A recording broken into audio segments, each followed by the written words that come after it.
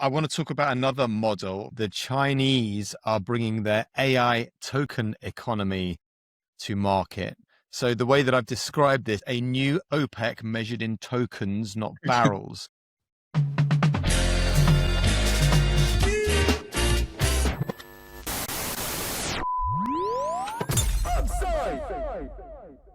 So China has formally adopted the I'm going to say this wrong, excuse me, Chinese people, C yuan, as the Mandarin term for token at the 2026 China Development Forum. And what they're doing is they're signaling the state of token-based AI economies.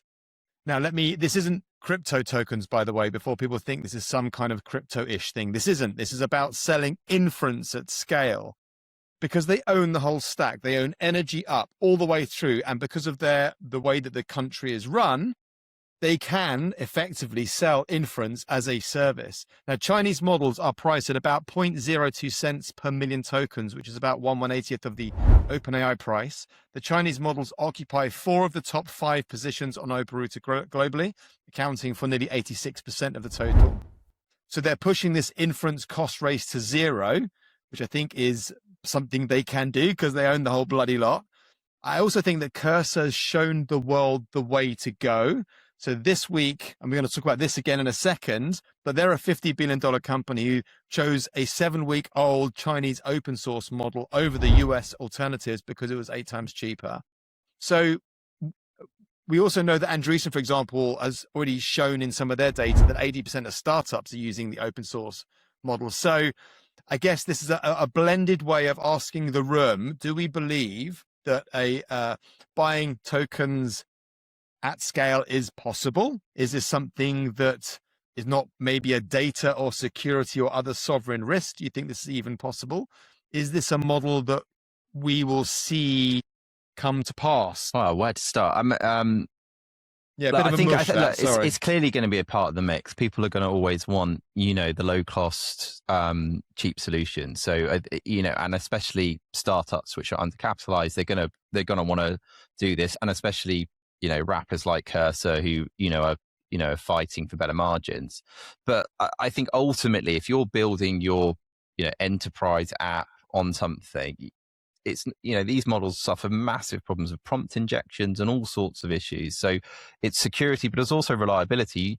It's great that you can keep switching from these routers, but ultimately, if you want something that's going to be reproducible, you're going to want to lock in certain models. And of course, you can maybe pick certain models for this. But at the moment, I think we're still in this wanting the best model, wanting the best output is still not quite there. And, for me personally, I'm addicted to Opus. With the rest of the world. And then you've got this other thing, which is, look, it's not just about, of course, China's being kind of throttled with hardware and therefore have kind of come up with these MOE models and, great innovation in order to kind of make them faster. But also you've got kind of the next kind of Rubin systems coming from Nvidia. You've got obviously the acquisition of Grok. This is super exciting because you're then seeing kind of, orders of magnitude in terms of what per token. But what I'm massively excited about is this kind of, at the moment, we're stuck at this kind of 200 tokens a second, which is an eternity when you're using this stuff. So, with the Grok acquisition and that being incorporated, we should be seeing kind of token speeds of nearly 2,000. And that's going to be really exciting. So it's going to be high quality models, super, super fast. So there'll be certain workloads and certain companies that will prefer very, very low cost and don't mind the speeds. But I think for the real meaty stuff, the real high value stuff, the real, intelligent stuff, you're going to want the top models and you want to have the best speeds in order to kind of solve the hardest problems. But all in all, you're just seeing kind of the market starting to segment, but it's all growing. I think I'm not fully with you on the quality and the speed. I think they're not that far behind. It just feels like if you do the 80-20, you're going to get most of the market using some version of this low cost service, whether it's this token economy or other Chinese open source models, whatever it might be. it just feels like a really sensible, smart thing for most businesses to do. Not you, Harry, because you want that level. Yeah, but for I think most sometimes functions, we're biased because we just want, we just want to be using kind of the latest. We want to geek out, right? Yeah, and that's the problem when you're kind of an early adopter. But also, I don't know if you're the CTO of like a big healthcare organization, insurance organization, like I don't know, like you know, well, what's the underlying model here? I don't know if that really works. Yeah, you know? I mean, look at Microsoft. Microsoft, they've terrible software, but because enterprises use them, and everybody, you get everything bundled in. Everyone has to use Copilot. The only decent stuff they've ever built, apart from, I would argue, Exchange, their initial stuff, they've bought, right? What have they actually built, Microsoft, in decades? All of their good stuff that people like, they've bought. I'm being a bit obtuse and rude there, but anyway, I don't want to go off topic. Lomax, what other bits in here would you pick up on? I think the price of tokens is something maybe at the moment the people in technology know.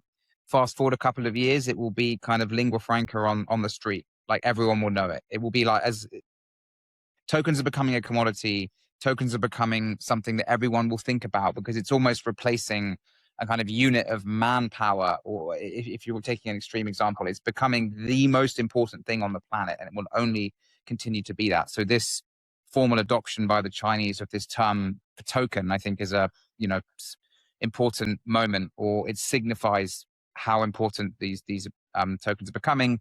As Jensen said recently at GTC, tokens are the new commodity, and he's obviously working, as Harry said, on making sure that Nvidia is competitive here. But it's this is the sign of the times, guys. We talked about how the Chinese models are hugely widely adopted. They are going to have challenges, I think, if for Western businesses that want to use them in enterprise, which is obviously a massive, massive market. And I mean, if you look at Cursor as an example, obviously they are not. I think reading behind the headlines, it isn't their Composer 2, which actually wasn't a full Moonshot AI Kimi 2.5 ripoff. I think maybe 20-30% of it was, and they used their own models for the rest. But they have been absolutely hammered for not coming up and saying, look, we built this on the infrastructure on Moonshot's Kimi 2.5. So I think it was the fact that it wasn't openly discussed that was the challenge, rather than the technology that was used. But doesn't that prove, to your point, Lomax, that this stuff is there and is high enough quality and it is fast enough? But it's definitely fast enough. Is it secure and safe enough? Right, I think is the biggest. I think you can mitigate that. I Well, I don't know. There is this prompt injecting stuff, isn't there, Lomax?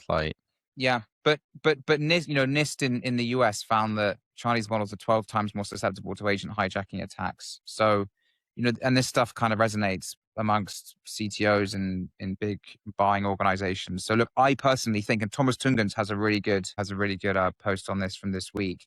Actually, this is a really cool thing for startups because, you can use these open source models to build amazing products at a fraction of the price of, you don't have to go and raise 100 million for compute now. So I think that is pretty cool.